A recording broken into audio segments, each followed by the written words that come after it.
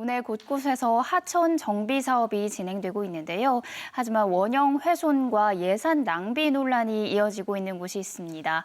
최근 제주환경운동연합은 천미천 정비 사업에 대해 원형 훼손과 함께 홍수 피해 저감 효과가 없다고 분석하면서 제주도 감사위원회에 성과 감사를 청구했는데요. 오늘 이와 관련해서 제주환경운동연합의 양수남 대한사회국장과 함께 자세한 이야기 나눠보겠습니다. 안녕하세요. 반갑습니다. 네, 이 천미천 어떤 곳인가요? 네, 제주도는 화산섬이기 때문에 제주 하천도 도해 지역과는 다른 특징을 갖고 있습니다. 흐르는 강이 거의 없고 있다고 해도 흐르는 강이 짧아서 대부분 건천이죠. 하지만 이 건천이 사막과 같은 곳은 아닙니다. 양안에는 울창한 숲이 있고 또 소라는 웅덩이가 있어서 오아시스 역할을 합니다. 또 천미천은 이 제주도 하천 특징이 잘 드러나는 하천인데요. 김정우 선생은 대동여 지도에서 천미천을 가장 길고 복잡하게 그리기도 했습니다. 구불구불한 사행천의 모습을 하고 있어서 큰 소가 상당히 많고 또 기암절벽이 아름다운 하천입니다. 네, 이 천미천에서는 지난 30년에 걸쳐서 수십 차례의 정비 사업이 진행이 됐는데 왜 이렇게 오랜 시간 동안 진행이 된 건가요?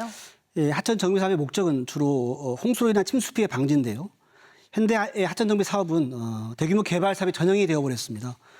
제주 하천의 바닥을 깨고 또 양안의 상록 하렵스림과 바위를 없애고 제방을 쌓는 공사인데요. 도내에서 가장 긴 하천인 천미천이 하천 정비 사업으로 가장 많이 훼손된 하천이라 해도 과언이 아닐 정도로 많이 훼손된 하천이 바로 천미천입니다. 물론 천미천 하류는 침수 피해가 있던 지역이라서 90년대 초반부터 하천 정비 사업이 이루어졌는데요. 문제는 최소 수억, 수십억, 수백억 원이 드는 정비 사업들이 매해 또는 경년 단위로 또 현재까지도 되고 있다는 것입니다. 하천이 긴 선형이기 때문에 전체 선형을 고려하면서 홍수 피해 예방을 해야 하는 것인데 개별적, 산발적으로 또 우후죽순처럼 정비 사업을 벌여왔습니다. 무수한 계획과 공사만 벌였지 정비 사업으로 효과를 보고 있는지에 대한 검증도 없이 무차별적으로 공사가 되었다는 게 문제라고 볼 수 있습니다. 네, 그래서 앞서 언급했듯이 제주환경운동연합에서는 이 천미천 공사의 타당성에 대해서 감사를 요구했는데요. 구체적인 감사 청구 사유가 뭔가요? 네, 감사는 주로 부패나 비리에 대해서 하는 걸로 알고 있는 분들이 많은데요. 그 성과 감사라는 것도 있습니다. 성과 감사는 특정 사업에 대해서 경제성, 효과성에 대한 평가를 위주로 수행하는 감사를 말합니다. 천미천에 그동안 수백억 원이 투입되고 최근에도 또다시 400억 원 이상이 넘는 정비 공사를 진행할 계획인데요. 지난 수십 년 동안의 건설 사업이 과연 문제가 없었는지 이제는 제대로 짚고 넘어가야 한다는 것이 핵심입니다. 네. 감사 청구한 내용 크게 세 가지인데요. 첫 번째는 수십 차례의 정비 공사가 진행되면서 중복된 구간이 있을 수밖에 없고 필요성을 넘어서 과도한 예산이 투입되었다는 의혹이 첫 번째입니다. 두 번째는 사업의 타당성 문제인데요. 천미천 공사 계획 정보를 조사해 봤더니 하천 정비 이유가 침수 피해 예방이라면 피해가 있는 지역에 가옥이 있거나 농지가 있어야 하는데 많지 않았습니다. 네. 그렇다면 침수 피해가 나는 농지를 매입하는 정도로도 충분히 보완이 가능하다는 거죠. 하천 정비 양식이 아니라. 네. 또 세 번째는 사업 타당성과 연관되는 부분인데요. 천미천 구자지구 중 한 구간에는 13개 동의 대규모 타운하우스 건설이 진행 중입니다. 하천정비구역은 침수구역이라는 뜻인데 정비구역에서 10m 이내 거리에 건축허가가 난 것입니다. 그러니까 한쪽에서는 제방을 쌓고 또 한쪽에서는 개발사 허가를 내준다는 건 상당히 모순이죠. 네. 이것은 어떤 천미천 정비사업의 타당성 그 자체를 흔들 수 있는 사안이라고 저희는 보고 있습니다. 네, 여러 가지 제기된 문제점에 대해서 정확한 검증이 필요해 보입니다. 이렇게 홍수 예방 효과도 의문인 천미천 정비 사업으로 인해서 천미천의 원형이 많이 훼손됐다면서요? 네, 그 서건반에서 시작되는 천미천 하류는 이미 90년대 초반에 정비가 이루어져 상당히 많이 파괴됐고요. 당시에는 제방공사뿐만 아니라 하상 정비공사도 진행됐습니다. 그러니까 천미천의 바닥에 있는 소라든가 기암 계속 다 없애버린 거죠. 네. 그래서 상당히 많이 파괴됐고요. 또 천미천의 중류도 마찬가지입니다. 현재 천미천 구자지구 계획으로 공사가 진행 중에 있는데요.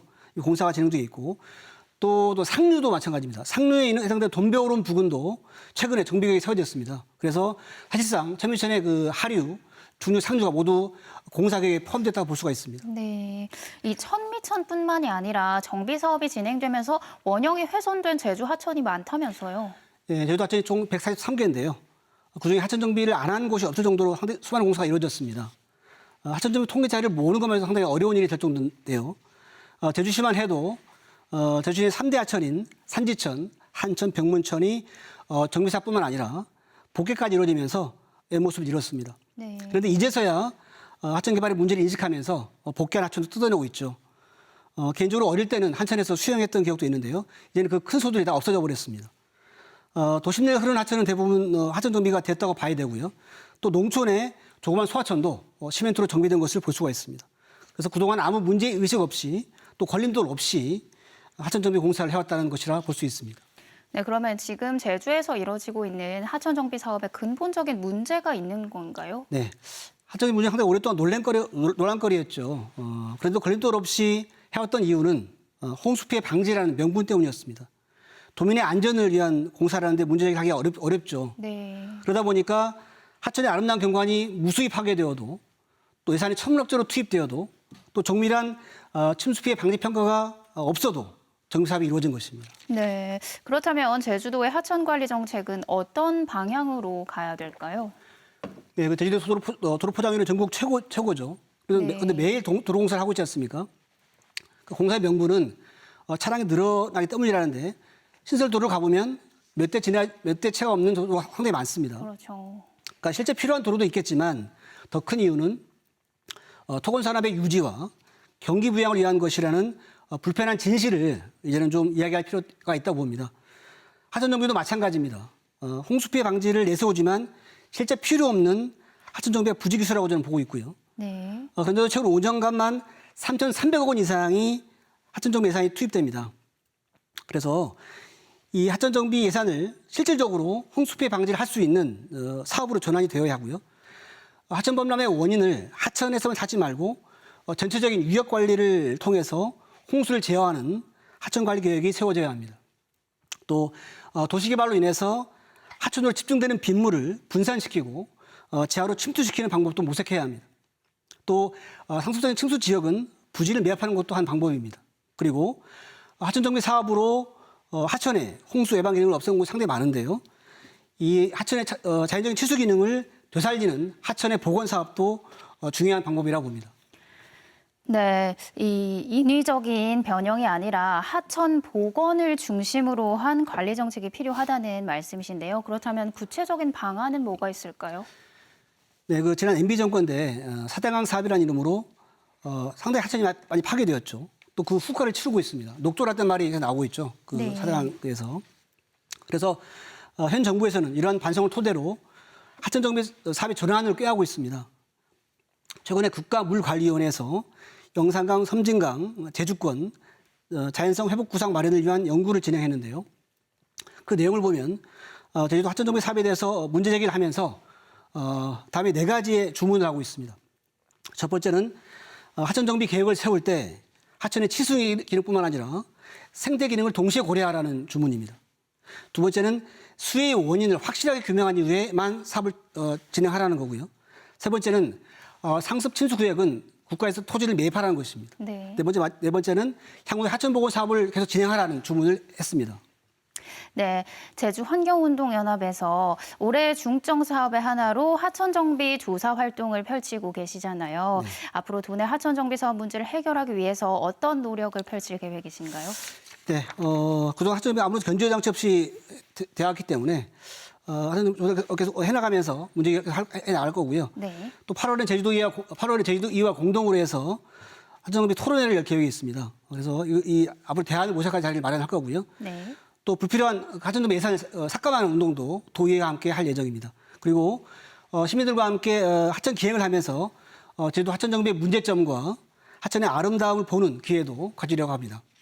네, 이번 감사 청구에 귀추가 주목이 되고 있는데요. 어떤 과정 거쳐서 언제쯤 결과가 나오게 될까요? 네, 아직 알 수는 없고요. 네. 논의 중에 알고 있고 다만 이제 좀 시간이 걸리더라도 정밀한 심사를 해주길 바라고요. 네. 이를 통해서 제주도 하천 정비의 잘못된 관행을 바꾸는 조그만 계기가 되기를 바랍니다. 네, 우리 아름다운 제주도 건천의 지형과 생태계를 지킬 방법이 뭔지 다시 한번 생각해 봐야 할 때인 것 같습니다. 오늘 말씀 고맙습니다. 고맙습니다.